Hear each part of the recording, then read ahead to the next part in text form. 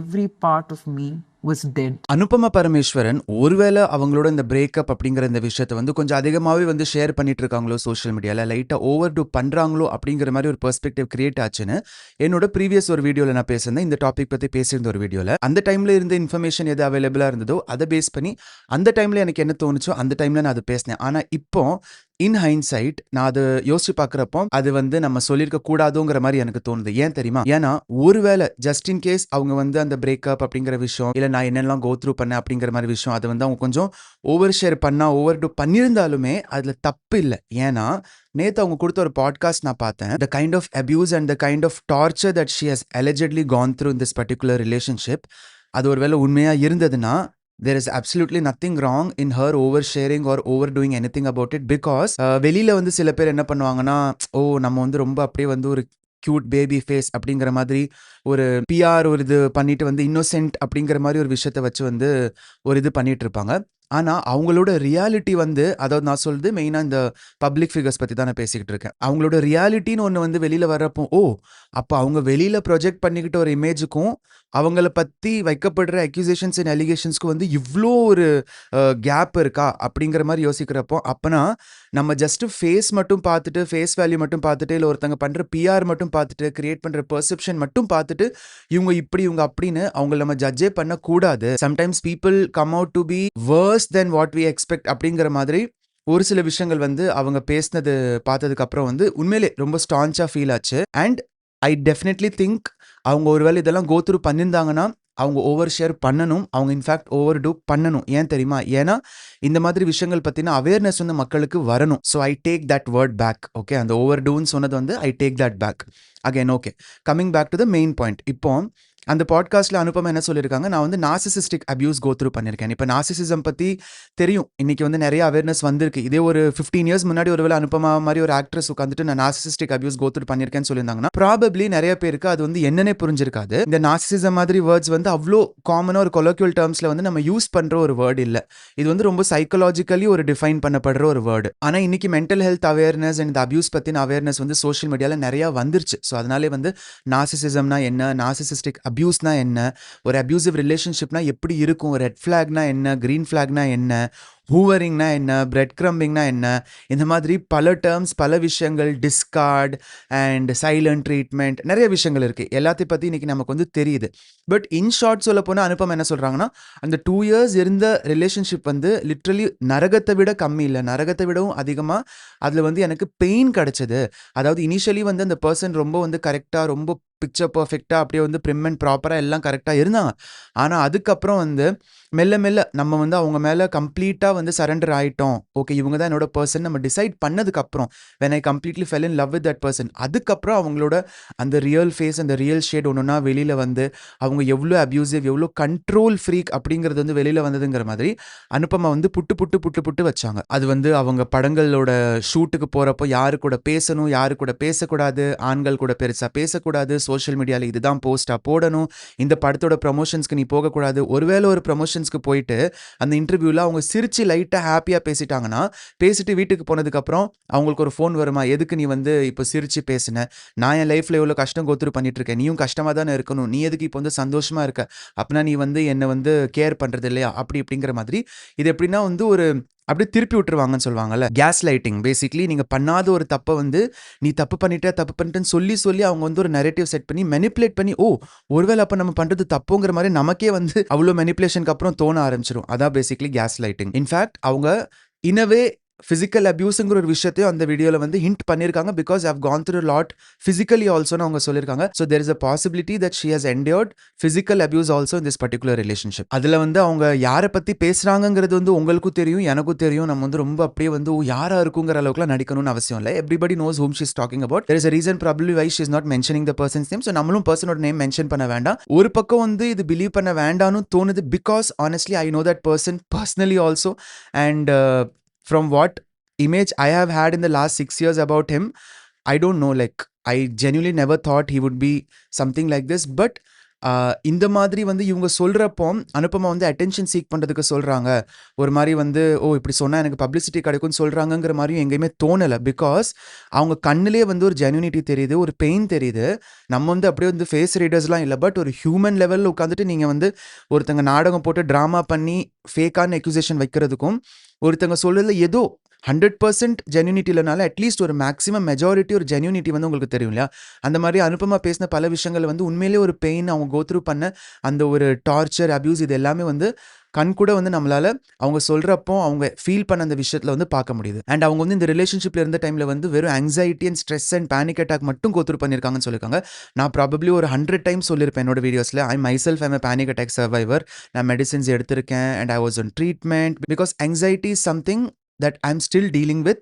And ஆங்ஸைட்டினால ப்ரீத்திங்கில் வந்து ஒரு ப்ராப்ளம் வரும். ஷார்ட் பிரெத்னஸ்ஸாக இருக்கட்டும், இல்லை வந்து ஒரு மாதிரி ஒரு இர்ரெகுலர் ப்ரீத்திங்காக இருக்கும். இந்த மாதிரி பல விஷயங்கள் ஆங்ஸைட்டினால நானும் கோத்ரூ பண்ணிக்கிட்டு இருக்கேன். ஸோ அதோட பெயின் என்ன, அதனால வந்து எப்படிலாம் வந்து நமக்கு வந்து ஸ்ட்ரெஸ் ஃபீல் ஆகுங்கிறது வந்து எனக்கு பர்சனலி தெரியுங்கிறப்போ அவங்க அந்த விஷயம் சொல்கிறப்போ, அதாவது அந்த பர்டிகுலர் பர்சன் கூட ரிலேஷன்ஷிப்பில் இருந்தப்போ இதெல்லாம் அவங்க கோத்ரூ பண்ணாங்கன்னு சொல்கிறப்போ வந்து என்னால் அது ரொம்ப ரொம்ப ரொம்ப ரிலேட் பண்ணிக்க முடிஞ்சது. அண்ட் ஐம் ஷூர் உங்களே நிறைய பேர் இந்த மாதிரி ரிலேஷன்ஷிப் கோத்ரூ பண்ணிட்டு இருப்பீங்க. ஸோ உங்களுக்கும் இது ரிலேட்டபிளாக தான் ஃபீல் ஆகும். இந்த பாட்காஸ்ட்டில் ஸ்டார்டிங்கில் அவங்க பேசிட்டு இருந்தப்போ வந்து கொஞ்சம் ஜெனரிக்காக நார்சிசிசம் பற்றி தான் பேசிட்டு இருந்தாங்க. ஸோ ஐ தாட் மேபி அவங்க வந்து ஜெனரிக்காக தான் பேச போகிறாங்கன்னு.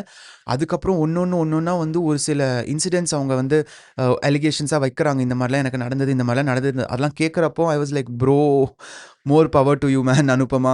என்ன மேன் இதெல்லாம் நீங்கள் கோத்ரூ பண்ணியிருக்கீங்க அப்படிங்கிற மாதிரி தான் வந்து தோணுது. இது நீங்கள் ஏன் முதவே வந்து வெளியில் சொல்லலை? 2 years வந்து நீங்கள் இதை என்டியூர் பண்ணியிருந்துருக்கணுங்கிறது அவசியமே இல்லை. But better late then never. At least இப்போ உங்களுக்கு அந்த கரேஜ் வந்திருக்கு, which is totally appreciable and we are all with you in this. First couple of dates, you're taken to their house, their home. And in 3 months, the person is talking about engagement. I would have gotten married to that person and probably that would have ended up in a divorce. This was not love, this was just desperation. Anupam என்ன சொல்கிறாங்க, இது வந்து காதலே இல்லை, இது வந்து love மாதிரி எனக்கு வந்து ஒரு பாயிண்ட்க்கு அப்புறம் ஃபீல் ஆகலை. இது வந்து ஒரு டெஸ்பிரேஷன் மாதிரி எனக்கு ஃபீல் ஆக ஆரம்பிச்சிருச்சு. ஏன்னா மீட் பண்ணி பேசி ஒரு கப்புள் ஆஃப் டேஸ்லேயே வந்து அவங்க வீட்டுக்கு என்ன கூட்டிகிட்டு போயிட்டாங்க. அதுக்கப்புறம் எனக்கே தெரியாமல் அவங்களே வந்து எனக்கும் அந்த பையனுக்கும் என்கேஜ்மெண்ட் பண்ணணுங்கிற மாதிரி ஃபேமிலிக்குள்ளெல்லாம் பேசி ஒரு டெசிஷன் எடுத்துகிட்டு இந்த டெஸ்டினேஷனில் பண்ணலாம், அந்த டெஸ்டினேஷனில் பண்ணலான்னு இவங்க வந்து என்கிட்ட கேட்கல. இவங்க வந்து இன்ஃபார்ம் பண்ண ஆரம்பிச்சிட்டாங்க. அது யோசிச்சு பாருங்கள், இவங்க தான் அங்கே வந்து அந்த சப்போஸ் இவங்களுக்கு கல்யாணம் ஆகிற மாதிரி இருந்ததுன்னா she is the bride there. அண்ட் இவங்ககிட்டே கேட்காம வந்து இந்த டெஸ்டினேஷனில் பண்ணலாமா, அந்த டெஸ்டினேஷனில் பண்ணலாமான்னு கேட்குறப்போ எந்த அளவுக்கு இவங்களுக்கு வந்து ஒரு எப்படி சொல்லுவாங்க, she would have felt so powerless at that moment, right? So அவங்க சொல்கிறது வந்து இன்னொரு விஷயமும் சொன்னாங்க. நிறைய பேர் வந்து நான் கோல்ட் டிகர்னு சொல்கிறீங்க. அந்த பையன் வந்து ஒரு பர்டிகுலர் ஃபேமிலியிலேருந்து வராரு, probably they might have lot of wealth. அதனால நான் வந்து ஒரு கோல்ட் டிகர், அவங்கள வந்து கல்யாணம் பண்ணிட்டா நானும் வந்து ஃபேம்காக தான் இதெல்லாம் பண்ணுறேன், காசுக்காக தான் இதெல்லாம் பண்ணுறேன், பப்ளிசிட்டிக்கு தான் இதெல்லாம் பண்ணுறேன் அப்படிங்கிற மாதிரி நிறைய பேர் என் மேலே இந்த அக்யூசேஷன் வச்சாங்க. அப்போ வந்து என்ஜாய் பண்ணுறதுலாம் பண்ணிட்டு இப்போ மட்டும் எதுக்கு வந்து நீ வந்து அழுதுட்டு இருக்க சோஷியல் மீடியாவில் அப்படி இப்படிங்கிற மாதிரிலாம் என்கிட்ட கேட்டாங்க. ஆனால் அவங்களுக்கு நான் ஒரே பதில் தான் சொல்லணும். ஒருவேளை நான் வந்து கோல்ட் டிகராக இருந்தேன்னா அவங்க என்னை அந்த அளவுக்கு ஃபோர்ஸ் பண்ணாங்க, கல்யாணம் பண்ணிக்கோன்னு. ஆனால் நான் வந்து கல்யாணம் பண்ணாமல் என்கேஜ்மெண்ட் கூட வேண்டாங்கிற மாதிரி நான் தான் அதை வந்து தட்டி கழிச்சேனே தவிர அவங்கக்கிட்ட நான் ஓகே சொல்லியிருந்தேன்னா இந்நேரம் எனக்கு ப்ராபப்ளி கல்யாணம் ஆகி டிவோர்ஸும் ஆயிருந்திருக்கும். And from what she saying டிவோர்ஸ்னால் வந்து அலிமோனி கூட கிடச்சிருக்கிறதுக்கான வாய்ப்பு இருக்குது. ஸோ பேசிக்லி அவ்வளோ மானிட்டரி பெனிஃபிட்ஸ் அவங்க நினச்சிருந்தாங்கன்னா எடுத்துருந்துருக்கலாம். ஆனால் அது எதுவுமே வேண்டாங்கிற மாதிரி she chose herself. So how does this make her a gold டிகருங்கிற மாதிரி தான் அவங்க கேட்டாங்க. ஸோ நான் ஜென்யூனாக தான் வந்து அந்த பர்சனை வந்து விரும்பினேன். ஆனால் இந்தளவுக்கு ஒரு அப்யூஸ், இந்தளவுக்கு ஒரு டார்ச்சர், ஒரு மரண வேதனை கொடுக்குற அளவுக்கு ஒரு டார்ச்சர் வந்து நான் கோத்ரூ பண்ணது வந்து இப்போ ஹைண்ட்சைட்டில் நான் அதை பார்க்குறப்போ அது லவ் மாதிரி எனக்கு தோணல. அது வந்து ஒரு ப்ராப்பர் ஒரு வெல் பிளான்ட் ஒரு டெஸ்பரேட் அட்டெம்ப்ட் மாதிரி தான் எனக்கு தோணுச்சு. இன்ஃபேக்ட் அந்த பையன் வந்து சின்ன பையன், இப்போ தான் அவனுக்கும் வந்து கரியர் ஆரம்பிச்சிருக்கு.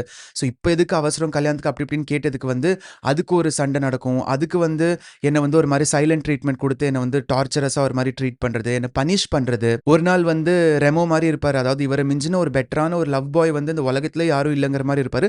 ஆனால் cut to the very next day he would start behaving like Anniyan. இன்னொரு விஷயம் அவங்க சொன்னது வந்து ரொம்ப ஒரு மாதிரி it was very moving because see I also have a sister, I have an elder sister. ஒரு பிரதர் சிஸ்டர் பாண்டிங் எப்படி இருக்குங்கிறது வந்து எனக்கு தெரியும்.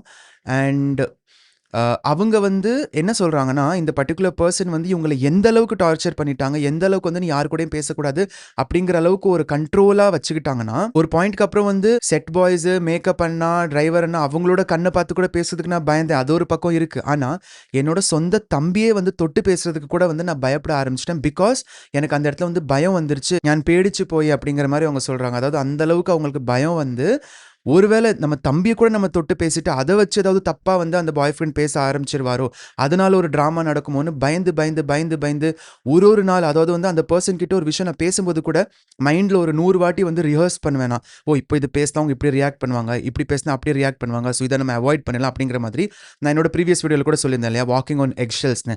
அந்த மாதிரி she always felt like she was walking on egg shells. அந்த பர்சன் அண்ட் அவங்களோட ஃபேமிலி வந்து இவங்களை, அதாவது அனுபமாவை வந்து ஃபில்ம் இண்டஸ்ட்ரியிலேருந்தே வந்து குவிட் பண்ண வைக்கிறதுக்காக கூட அந்த மேரேஜோட டெசிஷன் எடுத்தாங்க அப்படிங்கிற மாதிரி இவங்க சொல்றாங்க. அவங்களோட அக்யூசேஷன் அது. Every part of me was dead. I stopped looking at people. I stopped looking into their eyes. I stopped smiling.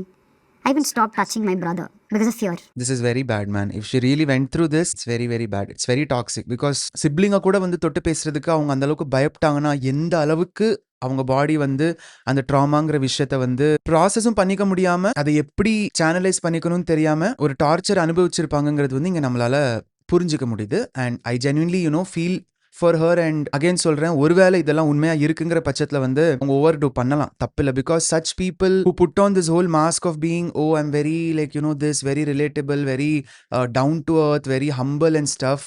when the reality is this, bro, shame on you, man. Seriously, shame on you. இன்னொரு விஷயமும் எனக்கு feel ஆகுது. அதாவது நான் இப்படி தான் அப்படிங்கிற மாதிரி சில பேர் வந்து ஓப்பனாக, அதாவது டிரான்ஸ்பரண்டாக இருப்பாங்க இல்லையா, அவங்களுக்கு கூட நம்ம நம்பிடலாம் போல. ஆனால் வந்து இந்த அப்படியே சைலண்ட்டாக எதுவுமே பேசாமல் ஒரு மாதிரி இருப்பாங்கல்ல சில பேர், அவங்களெல்லாம் நம்பவே கூடாதோ அப்படிங்கிற மாதிரி தாங்க ஆனஸ்ட்லி ஃபீல் ஆகுது. அண்ட் அனுபமா மாதிரி ஒரு நல்ல ரீச் இருக்கிற ஒரு பப்ளிக் ஃபிகர் வந்து அவங்களோட பர்சனல் லைஃப் பற்றி வெளியில் வந்து பேசணுங்கிறது அவசியம் இல்லை. பட் அவங்க இந்த அளவுக்கு வந்து பேசுகிறாங்கன்னா maybe she's push to that level. அந்த அளவுக்கு அவங்க என்டியோர் பண்ணியிருப்பாங்க, அந்த அளவுக்கு அவங்க கோ த்ரூ பண்ணியிருப்பாங்க.